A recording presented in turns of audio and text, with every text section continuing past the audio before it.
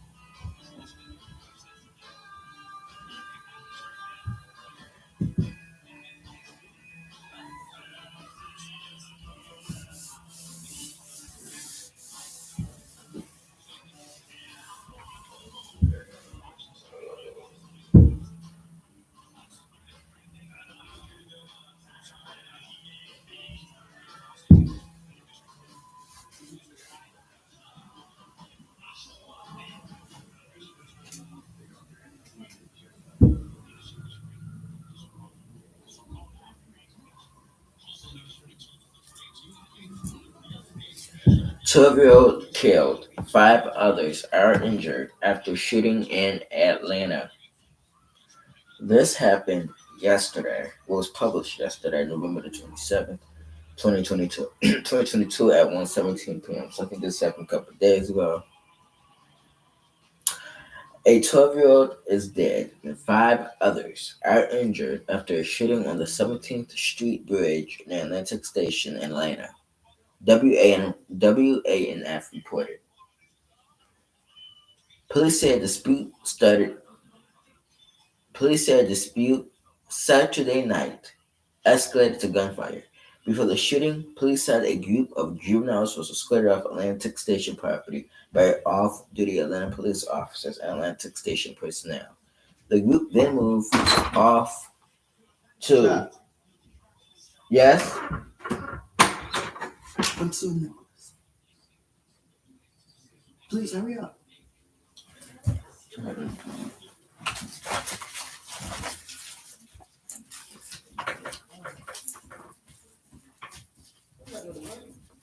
no.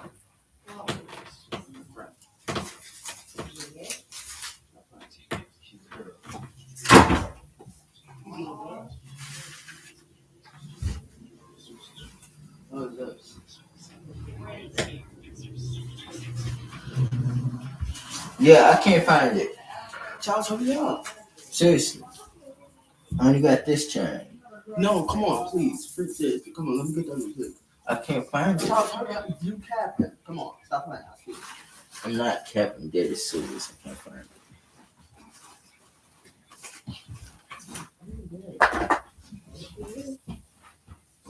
Which was it? You like what you playing? What a day.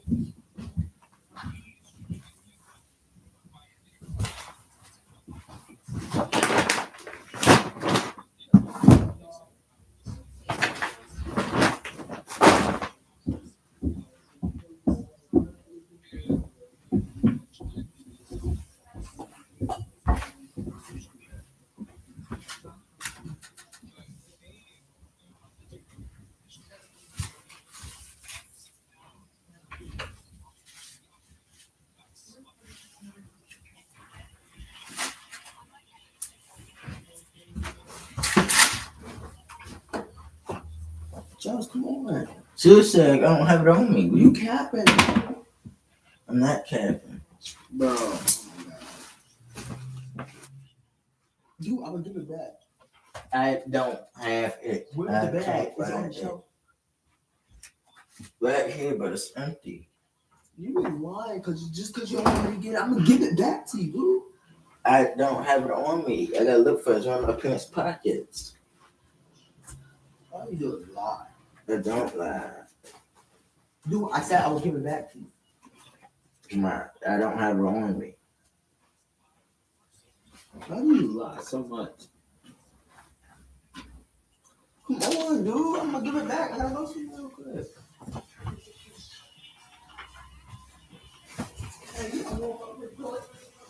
Oh my god.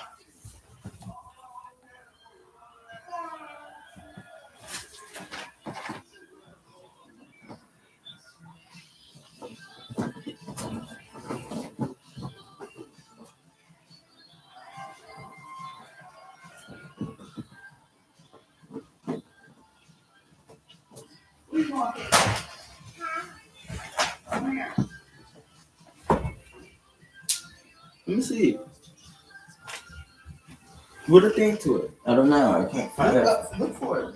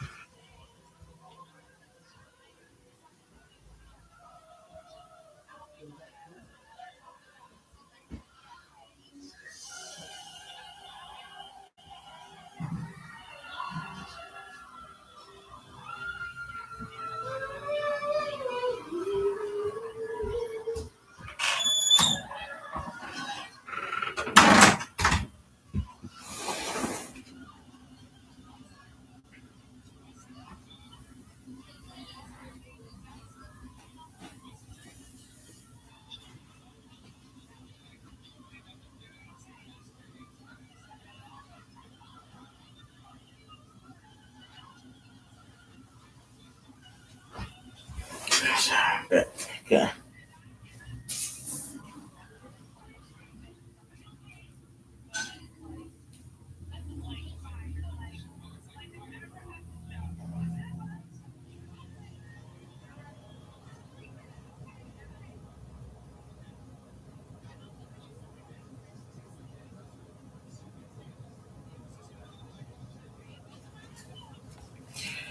Twelve-year-old killed, five others injured after shooting in Atlanta.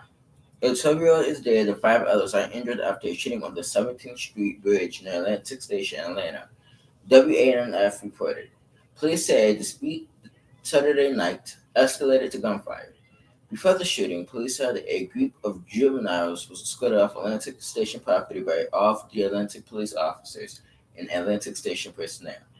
The group then moved off to 17th Street near the Interstate 75 overpass, but officials said the dispute occurred around 8 p.m. according to police, and the dispute escalated to gunfire on the 17th Street Bridge, killing one person and injuring five others. The Bryan County medical examiner tells WANF the shooting victim was identified as 12-year-old Zion Charles. Atlanta Mayor Andrew Dickinson said in a news conference on Sunday that one of the five shooting victims is in critical condition. He said the shooting victims attended schools across Metro Atlanta.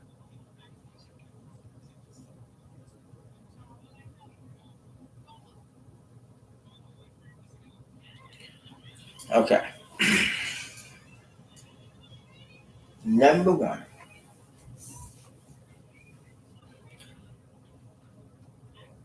you had to have asked yourself,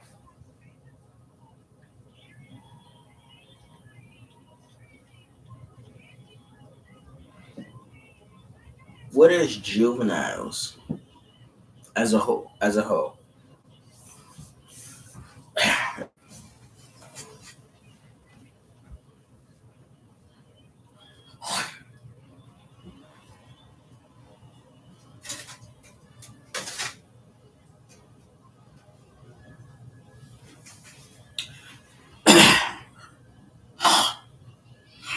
come back. As I was saying, what you know, you had to ask yourself, why are these juveniles out this time of night, anyways? It seems like it was 8, 9 o'clock at night, and you could tell by this picture that it was dark. And my thing is, why were there so many minors out this time of night by themselves? Especially Atlanta, Georgia. Atlanta, Louisiana, Indiana, Florida. Any part of a dangerous place, any part of a city that is dangerous. Minors should not be roaming the streets by themselves this time of night. And the person who opened fire, who did the shooting, must have been a juvenile themselves because Claire's cat in the news it says it was juveniles, a bunch of juveniles out there, and one of the juveniles opened fire. But this is the thing. Again, my question would be, where did that gun come from?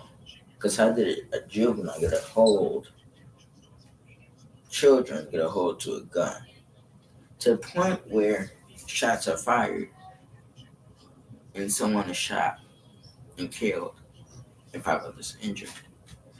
And parents got to do a better job knowing where their children are at all times because bad things can happen. Bad things can happen. Juveniles should not be out in public, let it not by themselves. Not at all. I don't care if it's not a dangerous neighborhood. Mm-mm. Because bad things happen at nighttime. Nothing good happen at 8 p.m., 9 p.m., midnight. Nothing good happens in hours. So my thing is this, you know, housewife. You have a grieving family who lost their 12-year-old child. You have other parents probably wondering what happened, and how the other children got shot and injured. There's a lot going on in ATL. Um, Condolences go out to 12-year-old 12-year-old victim and to the five other fives that are injured. You know, may you have a speedy recovery. You know, playing with guns, getting yourself involved in criminal activity is not the answer. And when you involve yourself in juvenile behavior, there's consequences. There are real life consequences. Gotta do better, people. Gotta do better. You're failing. You're failing. I'm talking to the parents. You're failing your children, allowing your young children to be out past curfew or past, you know, nobody should be out past a certain time because it's dangerous. We live in a dangerous place. It's dangerous to be out there at night. This is a crazy story. Keep the victim's family in your thoughts and prayers. Keep those who are also injured in your thoughts and prayers. And it's a tragedy all the way around. And there's no winners. The bad guy's gonna get caught eventually. Do time for this. You got one that's dead. You got five others that's injured. It's a sad case. You know, one bad decision could ruin your life. And it's the same because I used to work around Straight. Criminals commit their first crime usually at 18 years old. But now you have young children committing crimes before the age of 18 and getting into juvenile trouble between the ages of 11 to 15. And it's dangerous. It is super, super dangerous. So talk to your juvenile. I'm going to talk to your children because, you know, it's dangerous. Okay? You're on story 2 out of 8. 2 out of 8.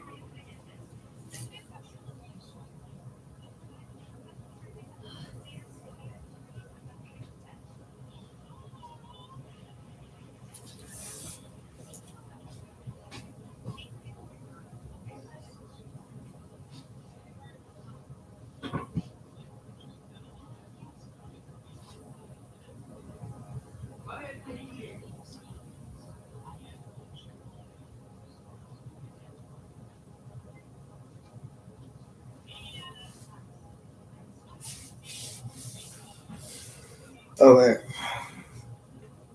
Bronx, New York took the air.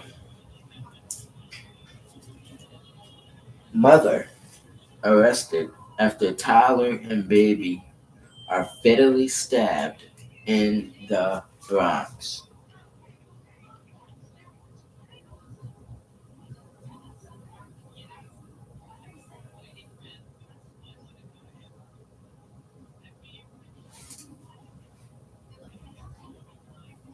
Give me 1 second.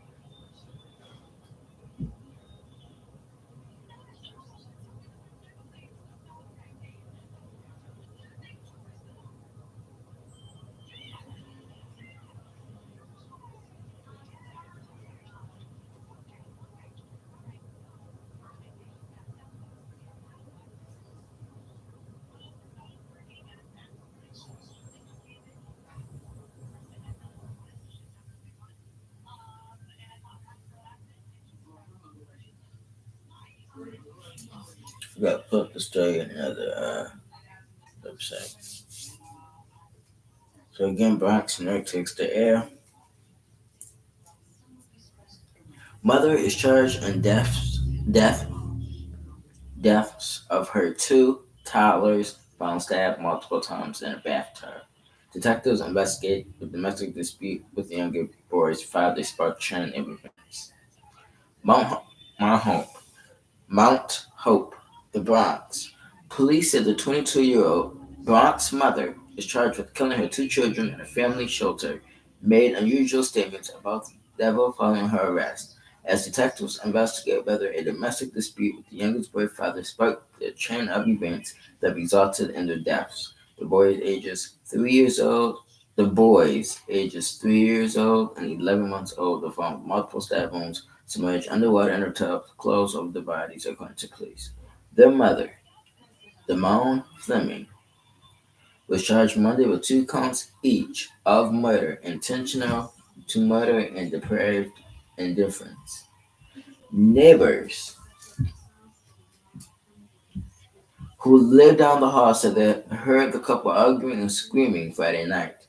The father of the 11-month-old boy allegedly slapped in a car outside of the apartment after the argument because Fleming told security to not let him back into the building, according to police.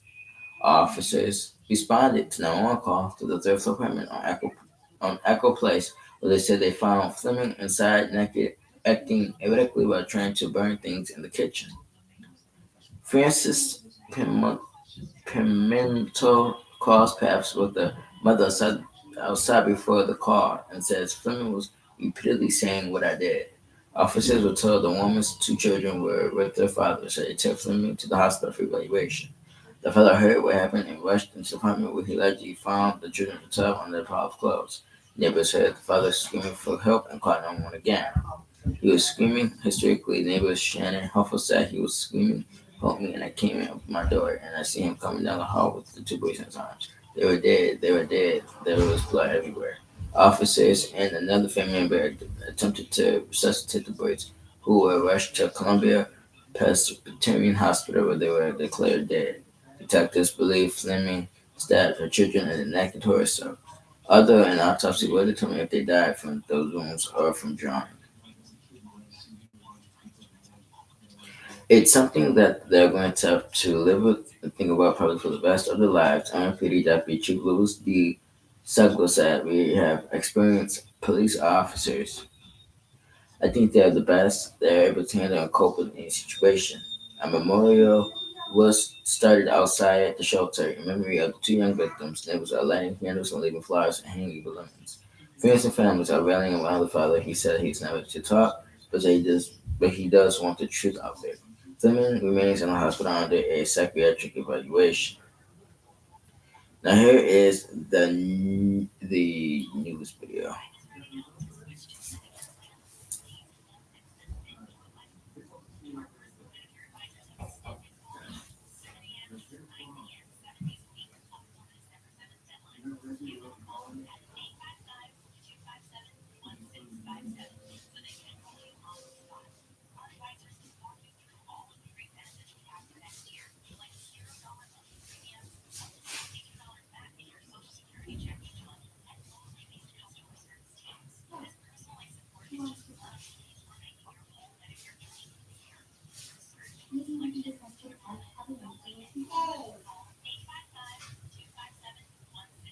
Where a mother is charged with stabbing and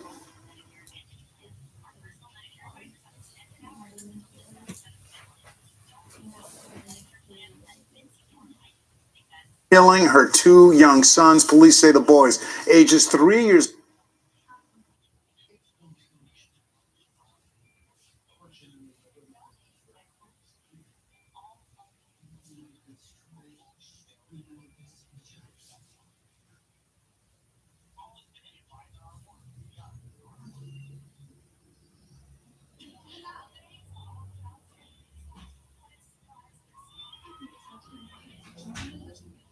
And 11 months old were found with multiple stab wounds and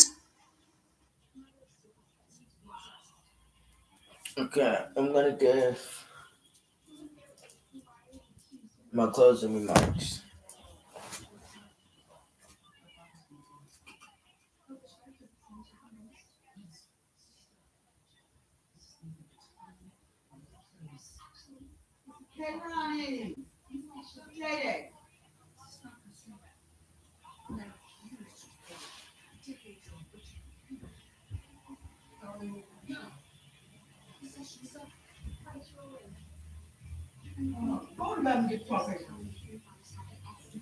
Okay, now this song I'm gonna say. This is a lot of red flags. The first red flag is his mother is 22 years old with two young children. Number two is that she should never have children because obviously she has some type of mental issue. Number three,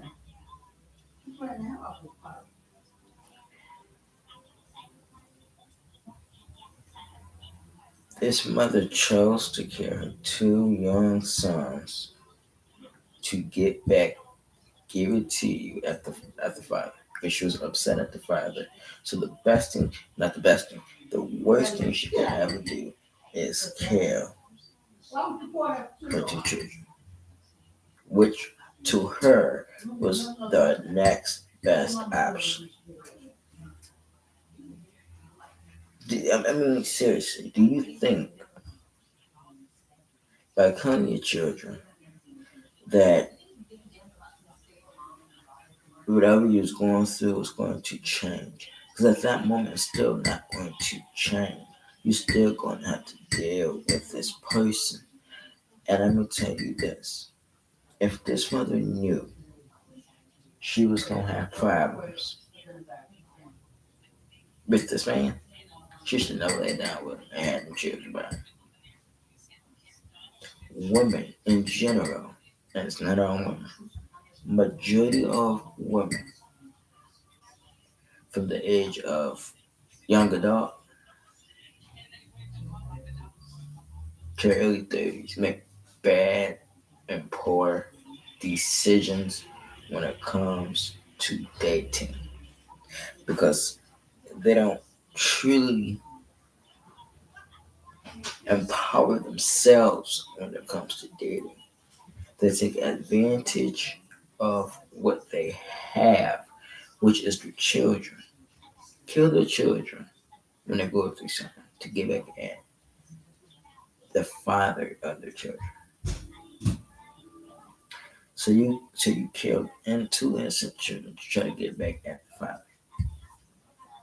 I mean, like, and the mother's 22 and should have not had children.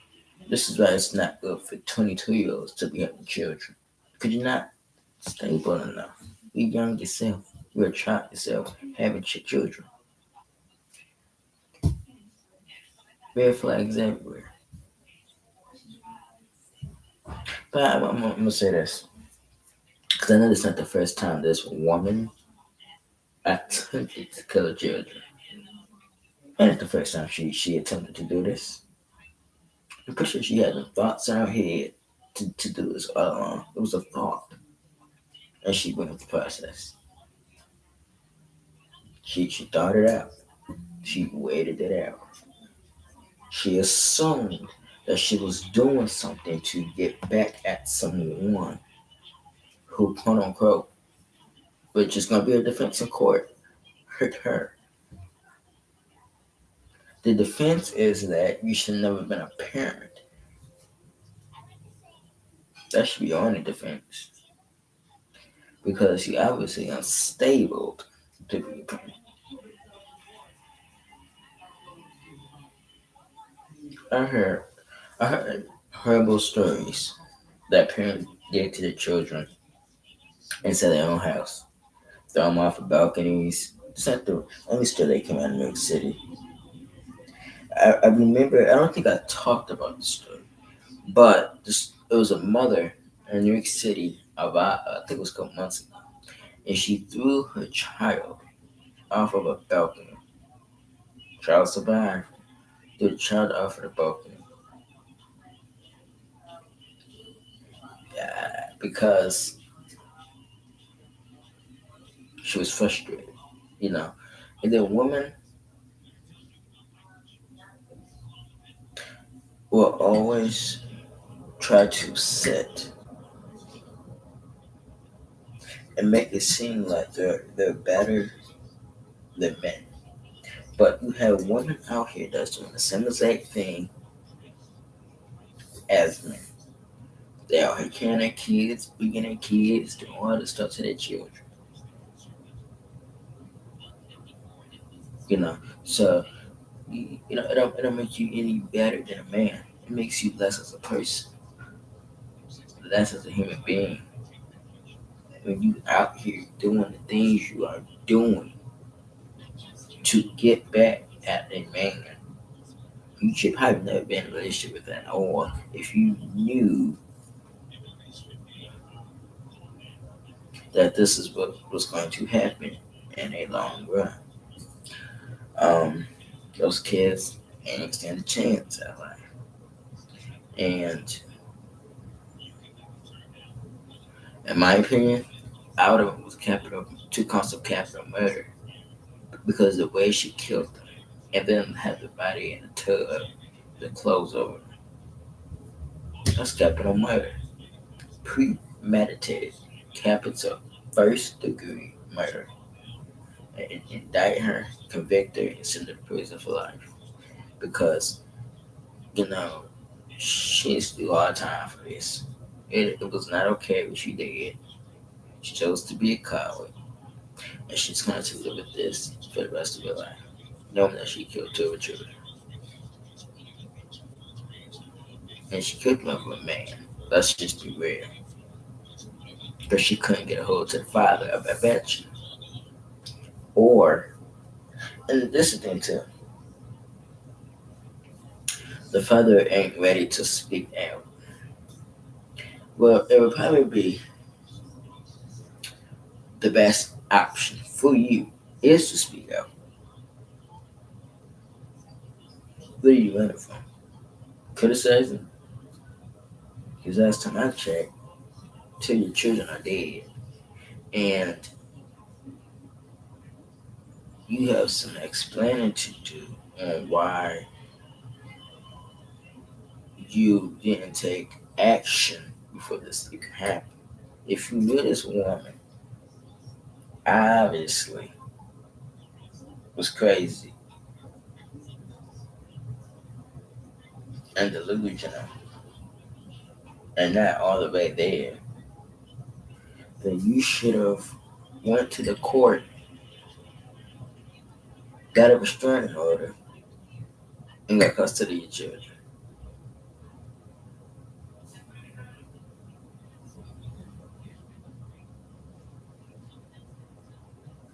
And I hate to say this, but I kind of believe he failed his children. And I'm gonna tell you why he failed his children. Because he should have been there. Obviously, he was in a van. He should have been there with this woman.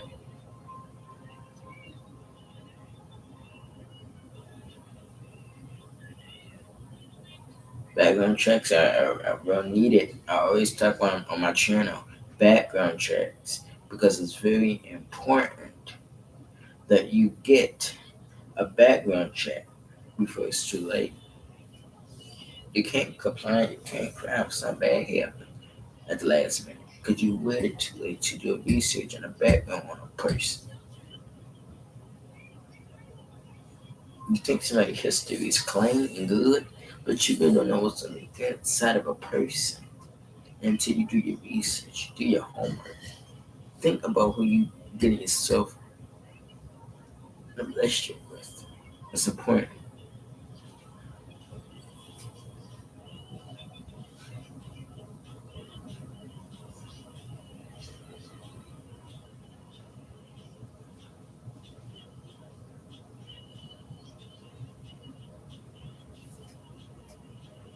Like, comment, subscribe, turn post notification bells on. We're on story 3 out of 2. But before we get on to story 3, Condolences to those two young boys who were viciously, viciously killed by their mother who was supposed to protect them. But then she chose to be a cop, and she's going to go to prison for the rest of her life for what she did.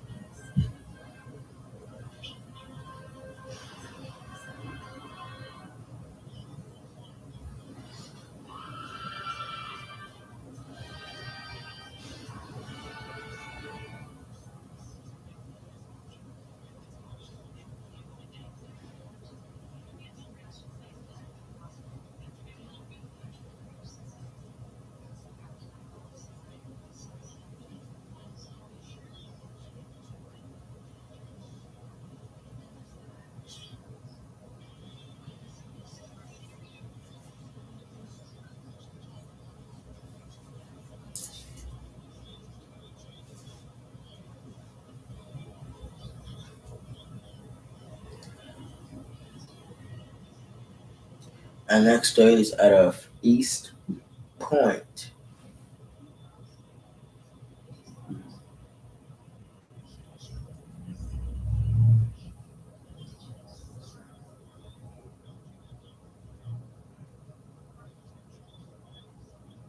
Mother confessed to killing 4-year-old daughter out of East Point, Atlanta. Starting fire to hide body, East Point police said. A mother confessed to studying. Hold on, East Point, Georgia, Texas A&M. A mother confessed to starting a fire last week to conceal the death of a 4-year-old child. East Point Fire Department officials said. Nicole Ashley Jackson, 27, confessed to setting her apartment on fire at Brookfield Apartments on 3072 Washington Road to hide the body of her 4-year-old daughter, officials told Channel 2's Tom Grimes. Here is the news video.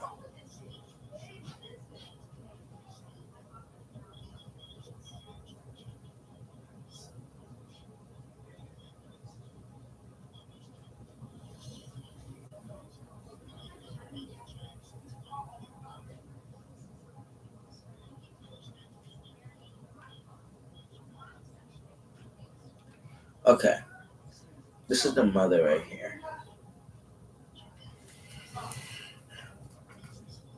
If you could see where it's at. Okay, number one, you know, so many women are having children for benefits. And only had the children to get the money from the children. They don't care about their children. Because if you cared about your children, you wouldn't set your house on fire.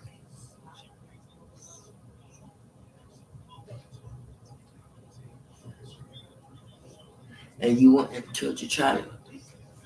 So you killed your child and then set the house on fire to hide the body. That should be an automatic capital first degree murder.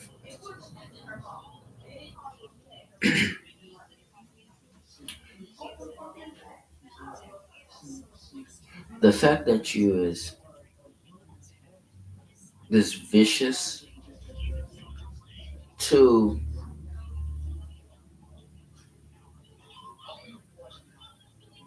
kill your child. You know, people don't think before they do, and then worry about what bad can happen. This mother needs to spend the rest of her natural life behind bars.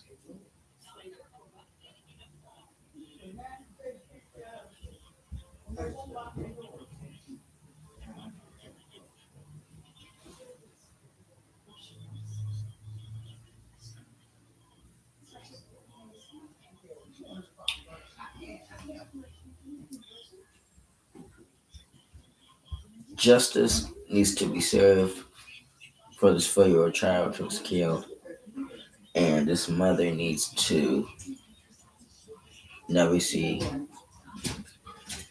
the light of day again.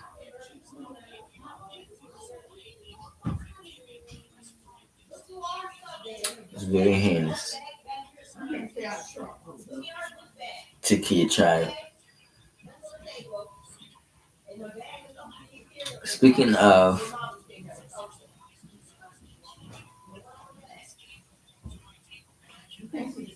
killing a child,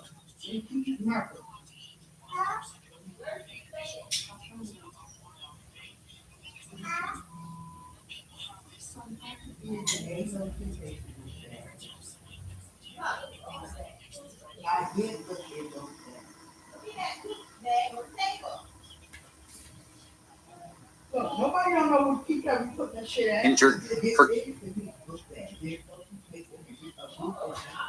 You should have take her shit to prison, but nobody's fine.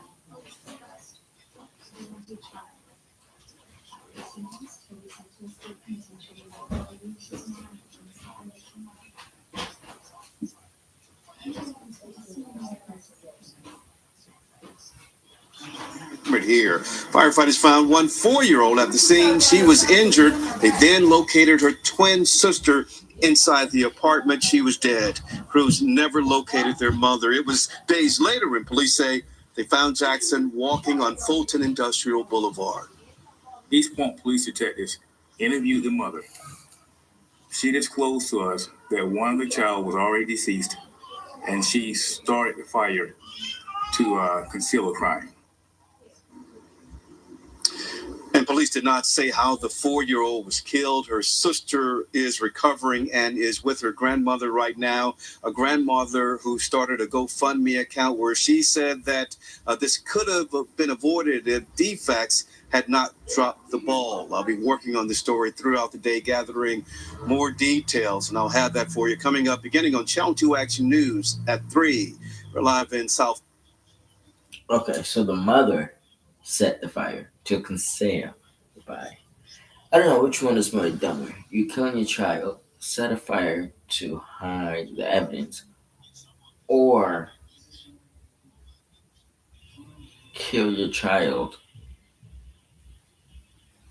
and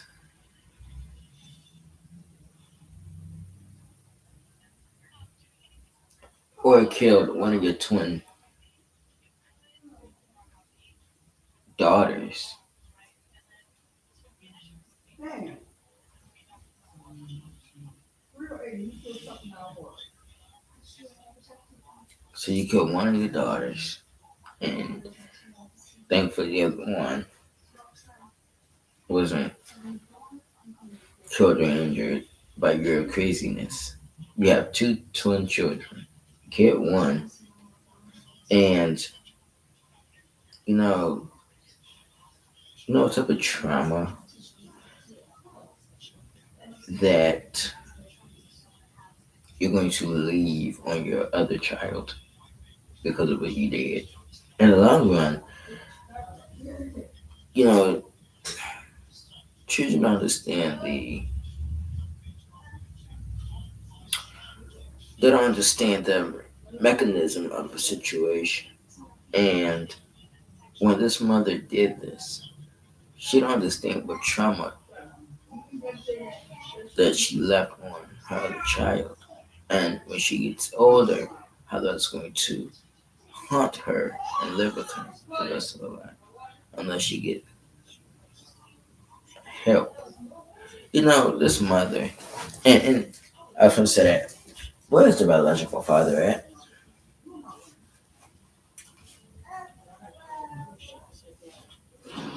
I wonder where the biological father is at. I have two suggestions. One, he could be in jail, or two, not in children's lives. Because it seems like women make bad decisions.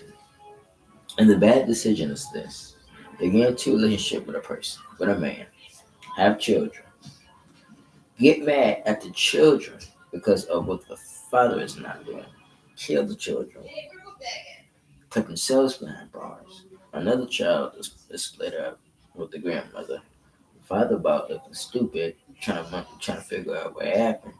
But guess what? You are the cause. You are the cause. Because if you are in your children's lives, I guarantee this probably would never happen. And this mother,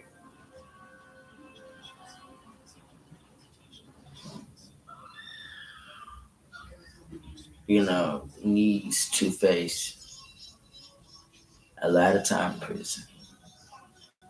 And I think that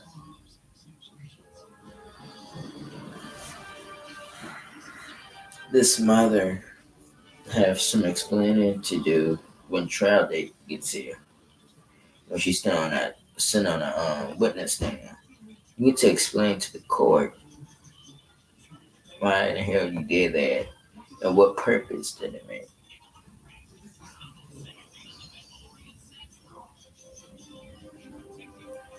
And to kill your child. Not only this affected family, but now you have another child who does not have a sister because of what you did. You know, some people don't need to have children, and that's how I look at it. Men and women, but especially women, do not need to have children because you can't even take kid responsibility. So why let them have children? Why put a burden on people? Why?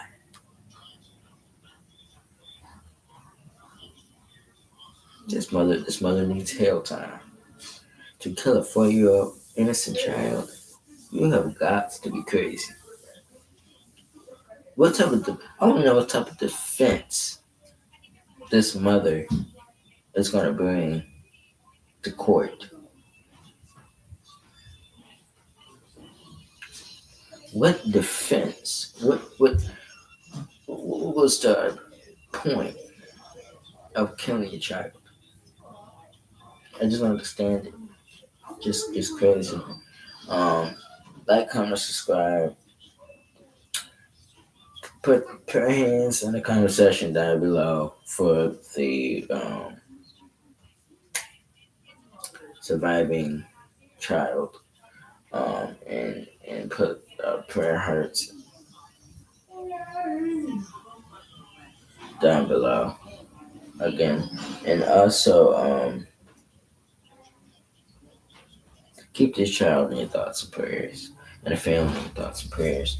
And we got to start, what I'm saying, looking at ourselves and stop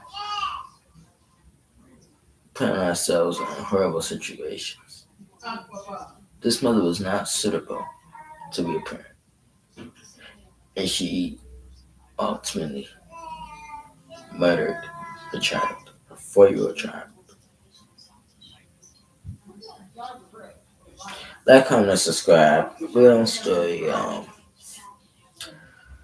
4 out of 8.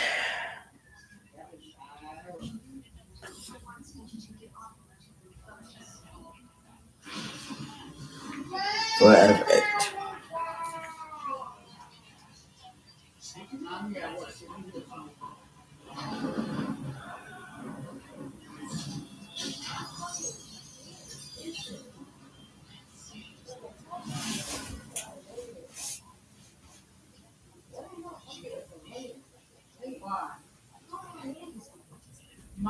Mine was like that for it was my favorite. And it's because this it's been a pound for this time.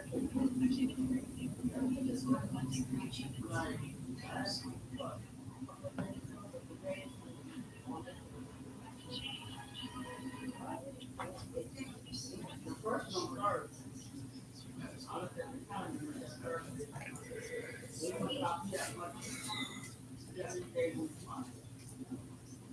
This next story is crazy. In the story 5 of 8, DeKalb County, Georgia takes an L. A 17-year-old is dead and 2 children are in a hospital after a shooting at a candlelight vigil. A 17-year-old is dead and 2 children are wounded after a shooting at a candlelight vigil for a shooting victim in DeKalb County, police said. Officers responded to 2051 Flat Shoals Road just after 6:15 p.m. in response to a person shot. After they arrived, they located the 17-year-old who had died from an apparent gunshot wound. On Monday, officers identified the deceased teen as Ian Agudi. Additionally, a 16-year-old boy was rushed to the hospital with a gunshot wound to his hand, and an 11-year-old boy was taken to the hospital after being shot in the finger, police said.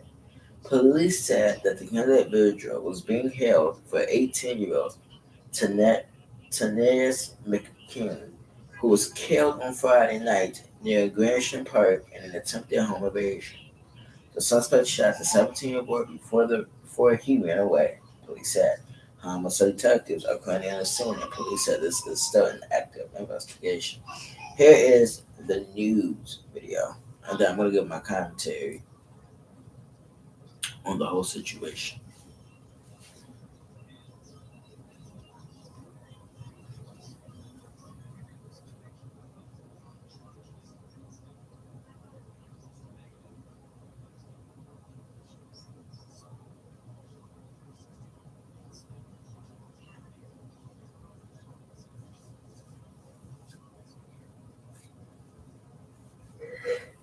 Oh, it's been a second. It's loading.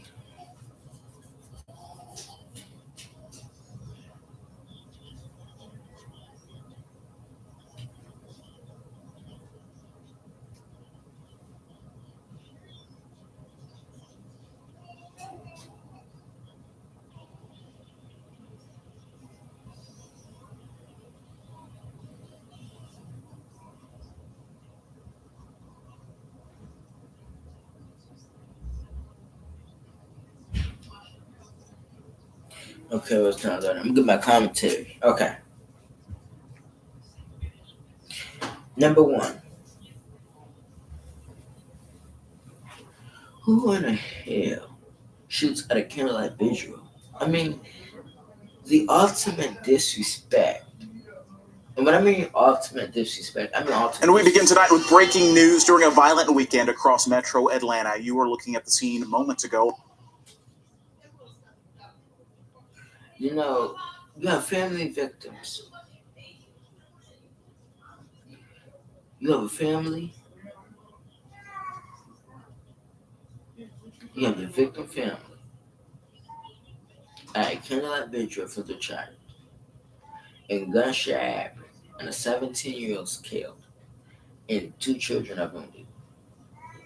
But they're attending a vigil. That is the most ignorant thing a person can ever do. To put yourself in that standpoint, in that stamina,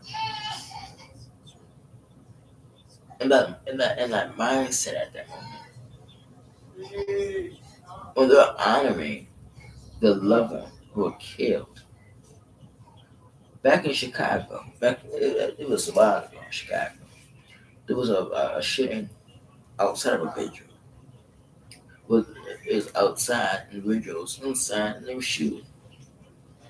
People were injured. Why are we shooting at a vigil? What is the purpose? You know, it is dumb because you go to a vigil for one thing, to pay your respect.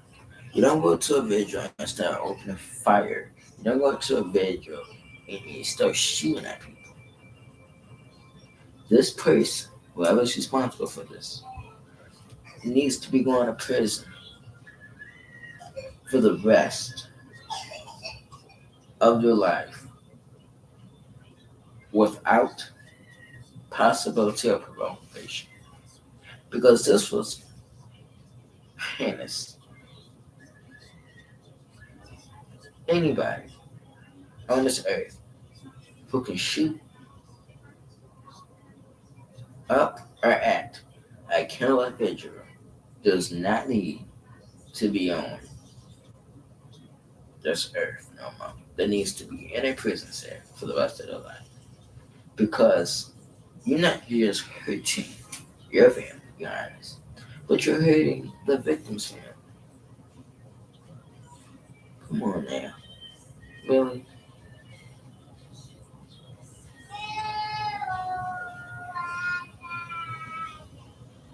Atlanta, you gotta do better. Atlanta has been in the news more than can even count. This is about the third story I've did about Atlanta. The first story I did was out of Atlanta.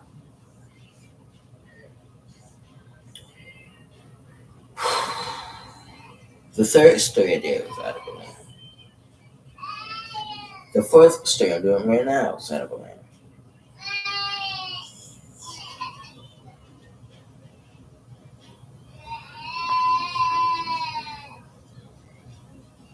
And it's crazy.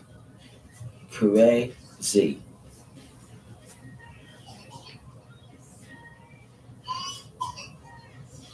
To speed up the process, these next 2 or 3 stories I'm just going to talk about without the news fear. Stop. Stop doing it. Teens as young as 14 years old, 12 to 14, still several cases of bear and threatened dollar store employee. HPD says.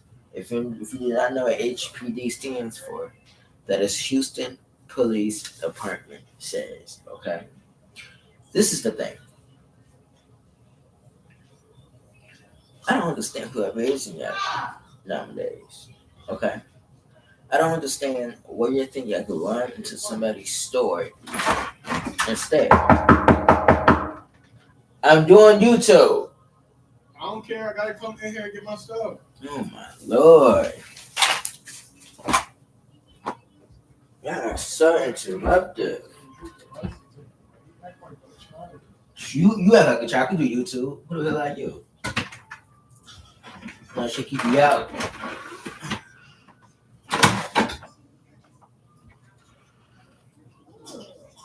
Talk about that mess, but scared to come in here. Stop, hang on. Oh, it's scary. I'm acting like a child by you on YouTube. You sound real dumb. Anybody can do YouTube. You want me to hit you?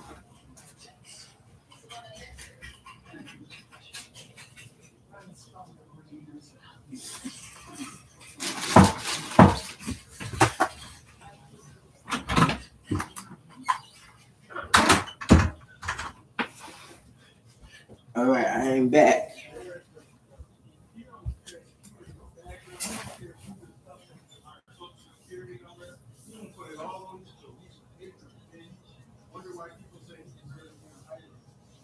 Real human beings do not broadcast their feelings and personal information. That's what he do. We have a whole conversation right now. He has all our voices and stuff on and he can't even start it over, delete it, and just put it out. Most YouTubers delete it or at least edit it out. Like he leaves any and everything in there. We could be talking about personal stuff. We could be talking about somebody in the hospital, somebody this. He don't care. And then he wonder why people think he's supposed to be in the No, they don't have. They didn't have a conversation.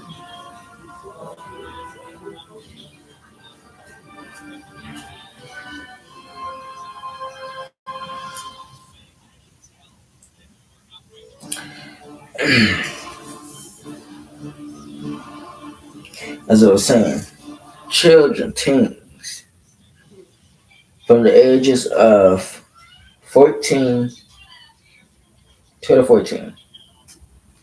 You going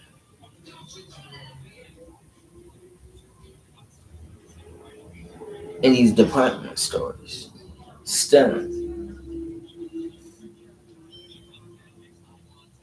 alcohol and threatening employees, there's a problem. Let me tell you this. And why children do what they do today. Because oftentimes there's no guidance. There's no guidance and no discipline in these homes.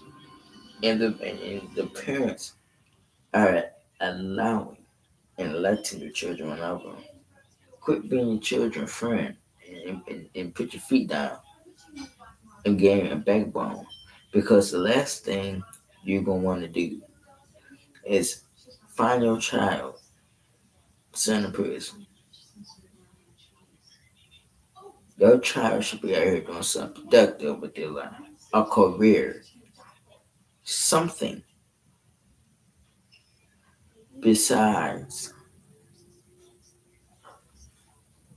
sitting behind bars. This is a petty crime. But you know what? You ruin someone's business.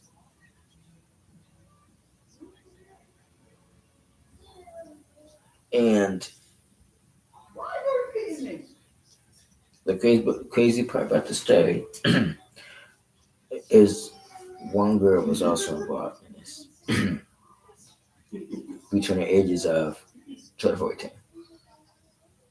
You know what I find funny? Wow, say it again. That neither of these parents are speaking up about the child did. Wow, say it how you say it was. Can't hide your child for long. Because the police is going to come knocking on them doors. And your child's going to be walking on handcuffs. So just prepare your children when it's time to get escorted from the house to the police car, from the police car to the jail, from jail to the courtroom, back to the jail, from jail to prison. Prepare them. Crazy, crazy story. Um, if anybody know who are responsible for the dollar store shenanigans in Houston, call your local police department. Call the police. Get these people arrested and off the streets. I don't care if it's a petty crime.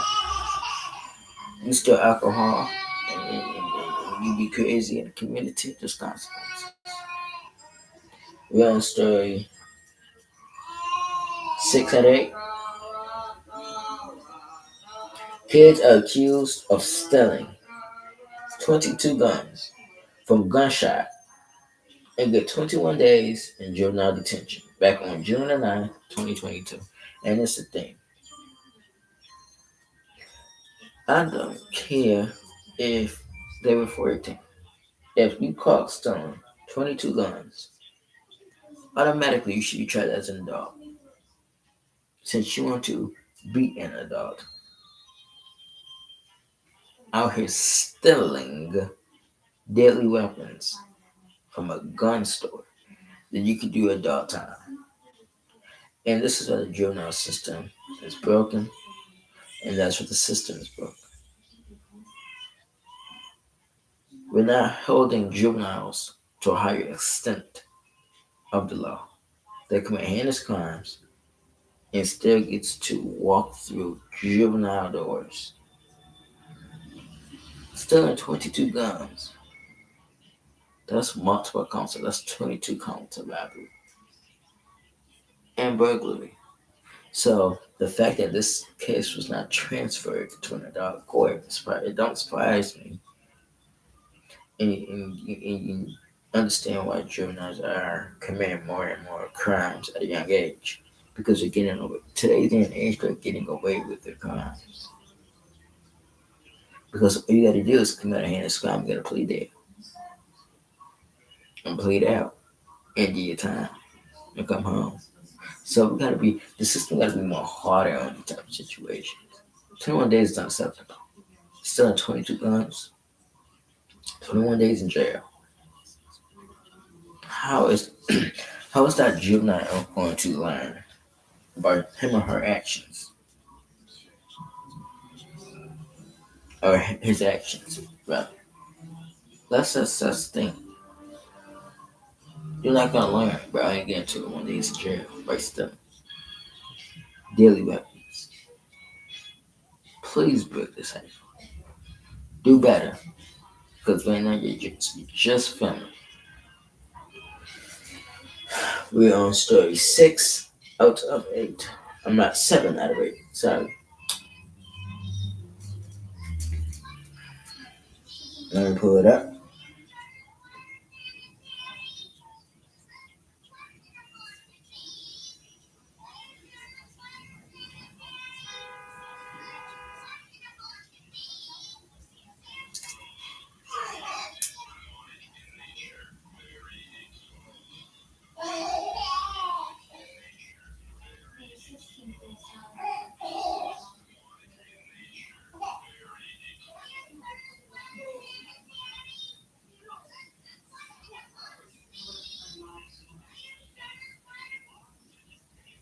Okay, you watch it. Look, I was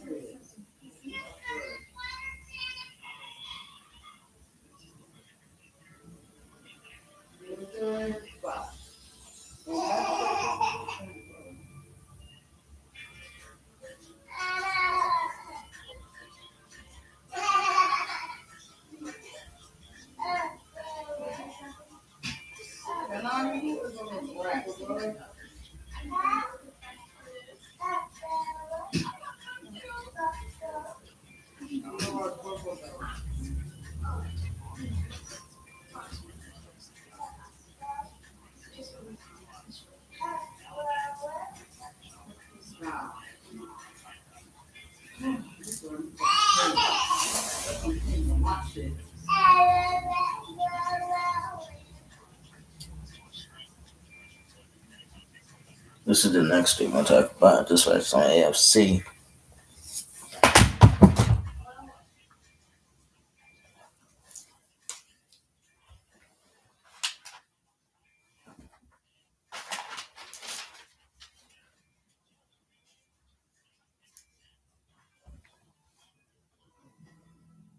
Okay.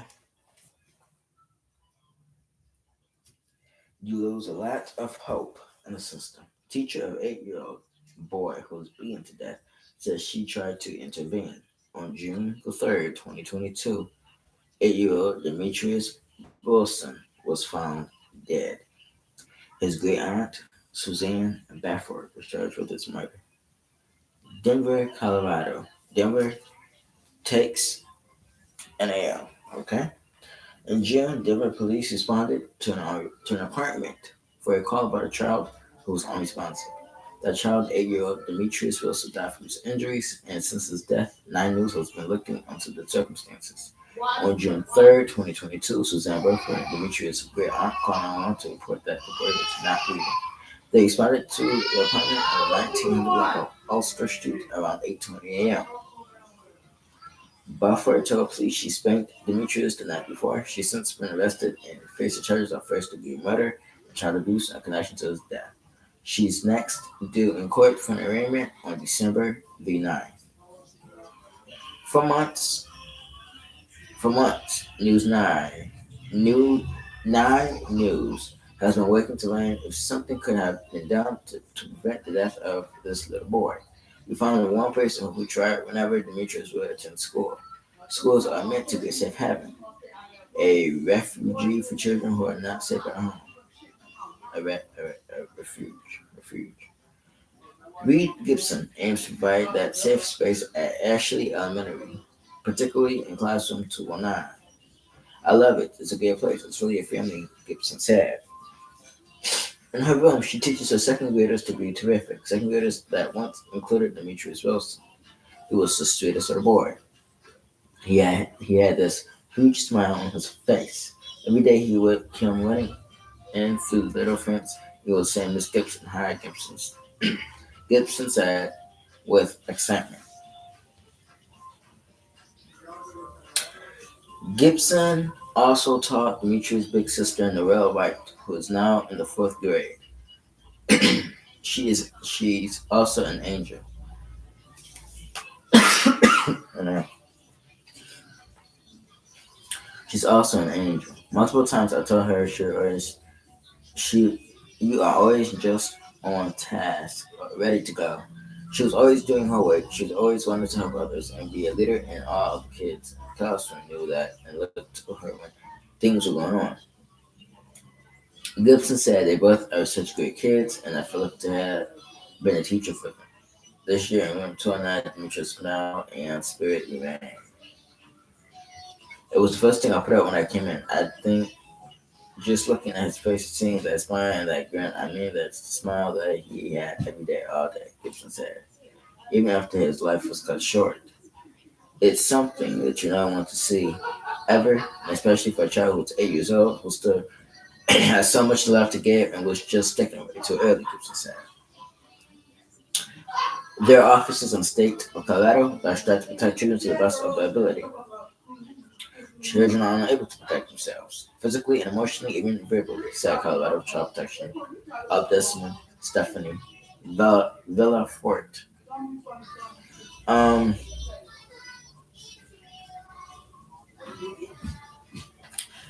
CPS failed this child. Let me tell you why. I was watching AFC. Shout out to AFC podcast. There was News 9 News found 400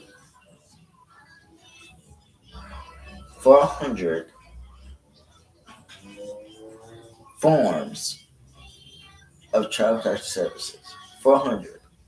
And they have done nothing to protect this child. Nothing. Also, I don't understand. This is the evil grandmother. I believe she's like in her 60s.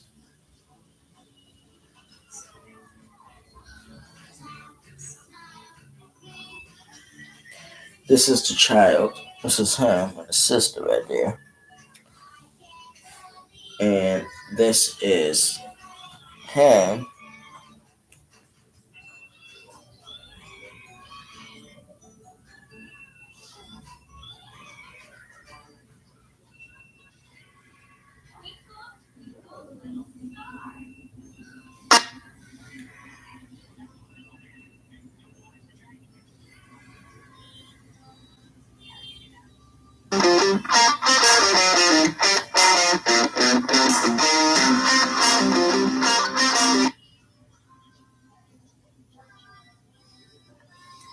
Today, we continue our coverage. This ongoing investigation hopes to find the gaps in the system that led to the death of Demetrius Wilson. Denver police found the 8-year-old unresponsive back in June. Now his great aunt is accused of beating him to death. For months, Darius Johnson has partnered with 9 Wants to Know to learn what happened to this sweet little boy. Now we've learned his teacher says she did what she could to intervene, and she says if DHS had done its job, Demetrius might be alive today. School can be a safe haven, a refuge for children who were not safe at home. I love it. It's a great place. At Ashley Elementary, It's really a family. particularly room 209. Reed, are we in your classroom right now? We are in my classroom. This is where Reed Gibson's second graders are taught to be terrific. Second graders like Demetrius Wilson. He was the sweetest little boy. He had this huge smile on his face.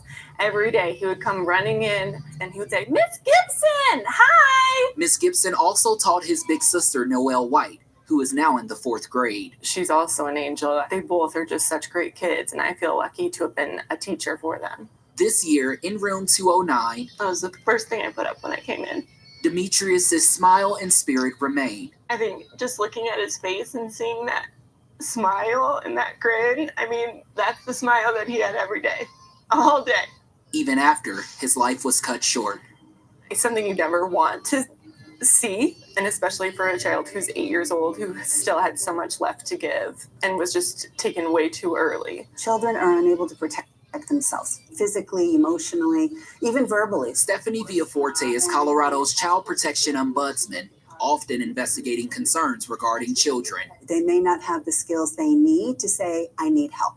So the idea is these professionals in their lives take over that responsibility for them. That's the responsibility of a mandatory reporter. Certain professions require people to report child abuse or neglect to the Department of Human Services. That includes teachers like Ms. Gibson. I don't even know that I could make a count of how many I've done. A dozen, less than a dozen. More than a dozen. And how long have you been a teacher? This is my 5th year. DHS was involved in Demetrius's life from the start. In March 2014, he was born with marijuana in his system. The hospital contacted Denver Human Services. Over the years, they investigated 4 other reports regarding Demetrius and his older sister, Noelle. That includes a February 2017 incident when they removed the children from their mother's home and placed them in the custody of their great aunt. Susan Bafor was cleared by Human Services for kinship placement. Legal custody belonged to DHS until the department gave Bafor parental rights in October 2017. At first it started out okay. A decision Demetrius's family thought was the right one. I had him like every other weekend, and then it just stopped. I couldn't hardly make a phone call to them without there being, an excuse. Yeah, I kind of wondered why he wasn't coming around. Or if they were planning on coming over Saturday, it got canceled. I thought she just kept him away because I went to a different church. COVID created more isolation from their family. Demetrius and his sister attended school online. As a teacher, people say, wow, you really have an impact on these kids. You hang out with them a lot. You're with that child for 5 days a week, 8 hours a day. In October 2020, Ms. Gibson first became concerned for the kids' well-being. She had a cute little skirt and tights on, but she had ripped her tights in the bathroom while she was pulling them up. She went home. Susan saw that they were ripped. She came back the next day and she said, I got grounded because my aunt said that I took scissors into the bathroom and cut my tights. That's when she kind of broke down and was like, I don't want to go home. I don't like it there. I want to stay here. And that's why I made the report. Ms. Gibson filed a report with DHS. I just felt like it needed to be put in writing, said to someone so that they could investigate further. We found her report was screened out. DHS says it didn't fit the criteria to launch an investigation. The next red flag came nearly a year later. Susan had emailed asking if we could put him on remote learning, and we told her that that wasn't an option. Bafor's reasoning? Punishment, according to the school. That wasn't right, that she was trying to keep him out of school for 2 weeks. In September 2021, the school attendance secretary called the Denver Public Schools Department of Safety to conduct a welfare check at their home.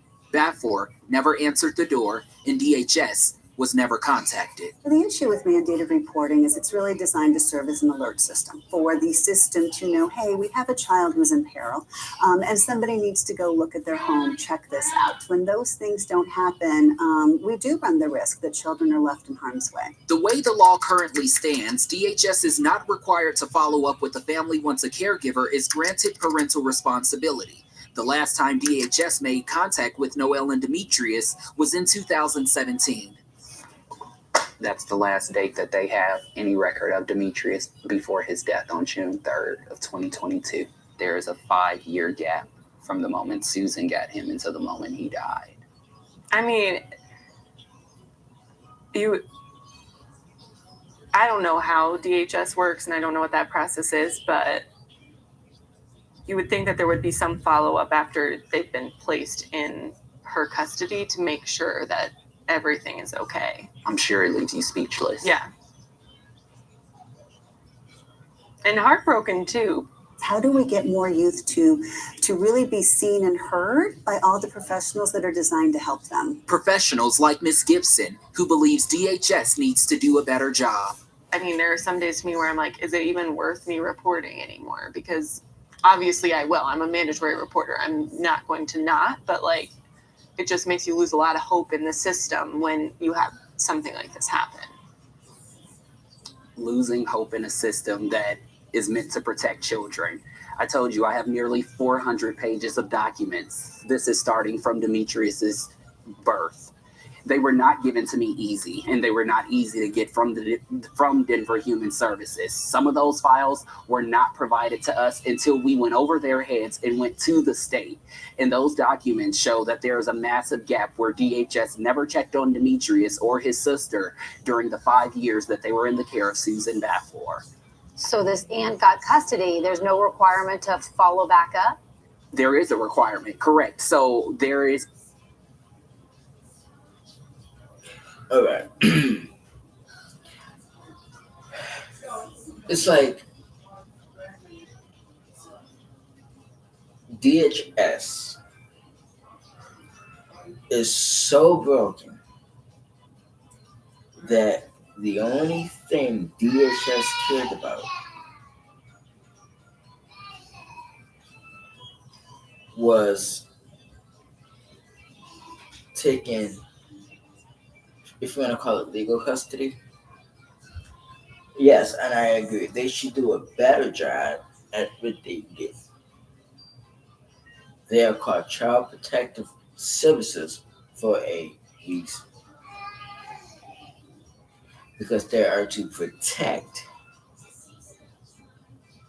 children and give them best resources and services. But instead, they failed this child. The mother failed this child. The father failed this child. The great aunt definitely failed this child. The CPS failed this child.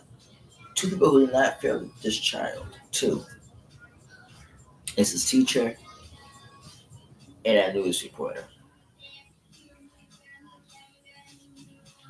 I'm gonna say the state get a pass, but this is the thing.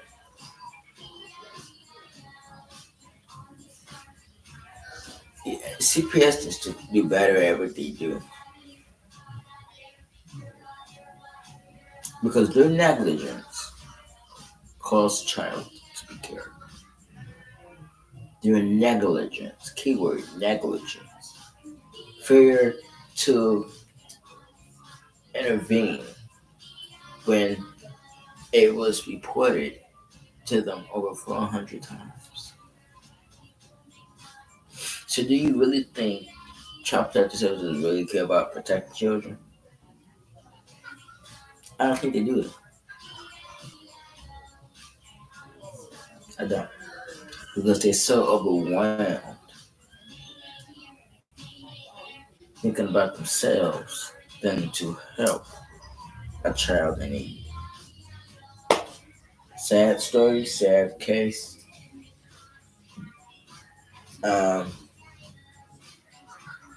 This 8-year-old boy and his family deserve justice. This great aunt is going to get time for what she did, and she's looking at life for what she did. Our last story.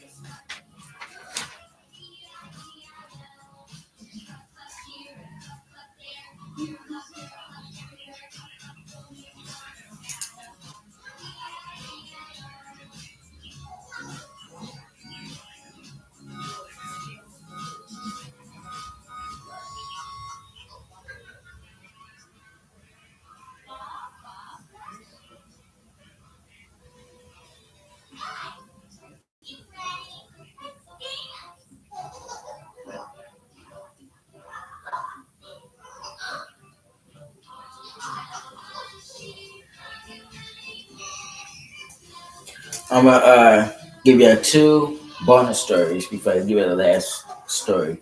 Death sentence. Assault for same woman abusing 8-year-old girl to death. According to HCMS People's Procuracy, the Green Volquin train's behavior was dangerous, causing particularly serious consequences and must be dealt with severely. Therefore, it suggested that the jury grants her the death sentence as heard as trial in HCMS on Friday. Although the defendant was considered during the investigation process, she is incapable of reform and needed to be removed from society, said representative of the Procuracy. It proposed that Trang 26 be charged with murder and torture. The trial against Trang and the girl's father, Nguyen Kim Trang T, 36, drew particular attention from the public. The HCMS People's Court arranged 300 chairs to accommodate the public to follow the hearings, but a much bigger crowd, including people traveling from outside the city, many had to stand. Police had sent extra officers to maintain security and blackboards around the court before the trial opened early on Friday morning. Similar scenes appeared at the first trial in July, which was postponed for seeking further clarification to assess the severity of the abuse.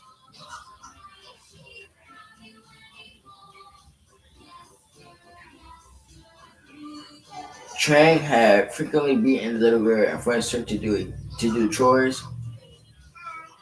Investigation found when rods broke due to repeated beatings, she switched to wooden implements.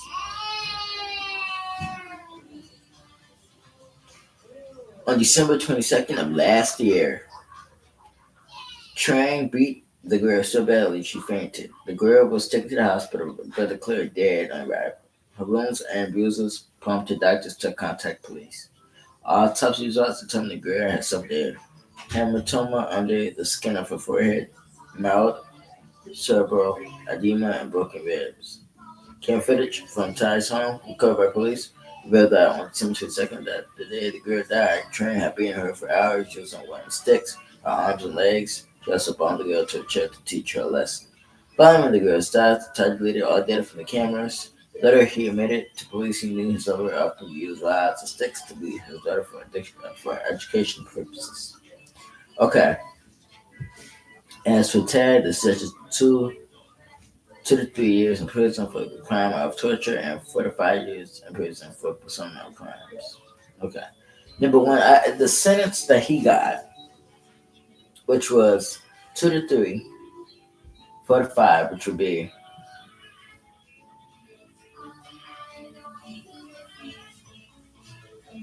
14 years altogether. You know, I feel like he should have got the next 30 to 68 years in prison. Because what this was beyond torture and beyond abuse. This was heinous, and no child deserved to be abused and neglected or beaten or tortured or any of that just to make somebody else happy. Yeah, she deserves the death penalty for what she did to a child. And it was just heinous. And, you know, it's crazy. You know, folks don't think twice.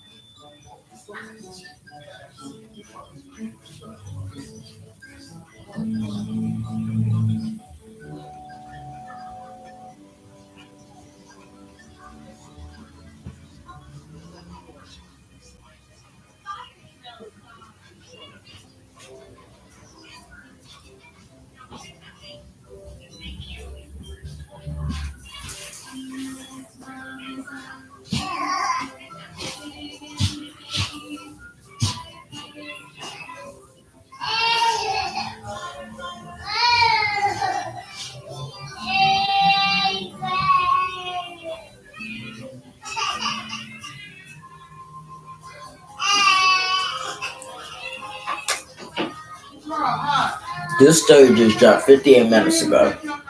Remains of missing Georgia toddler Quentin Simmons is found in landfill. The 2-month-old was reported missing October the 5th by his mother, who has been arrested in his death.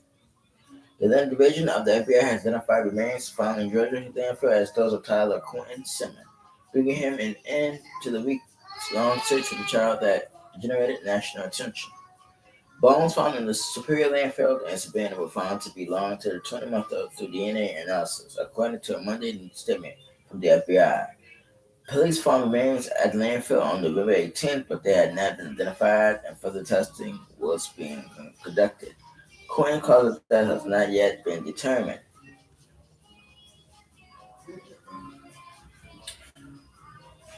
And this is him right here. Okay, number one. How can you kill or how can you murder a toddler and then dump his remains in a landfill like trash? I mean, life in prison without parole plus death. I mean, just need every sentence under state law. From 1 year to 100 years. From 100 years. I mean, you just need to serve every year that the judge can just give. Every single year. Every single last year. Because this was just heinous. Furthermore, I feel like, again, I talk about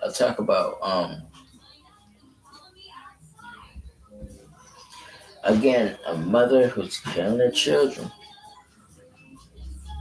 You know, and then the sad part is this. The sad part is this. You have women who say how of a dirtbag men are, how trashy men are. But you slap with a man just to have a baby, just to kill your child. Then put the blame or shift the blame on somebody else. But you caused the death. You chose to be evil. It's evil to kill children. Something is you're demonic if you kill a child and hide other man. You are evil and should not be allowed to walk on this earth. And hell shall await you. Justice for this child. You deserve to die like that. That mother needs to serve every bit of a life sentence that she can get. Our last news is a breaking news. Shaquilla Robinson, there have been an arrest warrant. So Daejhanae Jackson, Daejhanae Jackson, Jackson, is wanted for Shaquilla Robinson's murder. Daejhanae Jackson, wanted for Shaquilla Robinson's murder. She is the first to be picked up and charged with murder. That story is crazy, and I feel like she's wanted for murder in Mexico, for the murder of Shaquilla Robinson. Mexico authorities are looking for her. If you know where she at, turn her in. And everybody else who's responsible, that's to be the time to turn yourself in, because the police will become knocking on your doors. You think you just safe right now? You ain't safe. You're being watched 24/7. You're being, you know what I'm saying, reported every time you move, every time you leave the house. You're being reported. So please, just turn yourself in. You saved the authorities a hell of a time coming looking for you. Turn yourself in. Because you're bold enough to kill this woman, you should be bold enough to go to prison and do the time. Like, comment, subscribe. Justice for Shakur Robinson.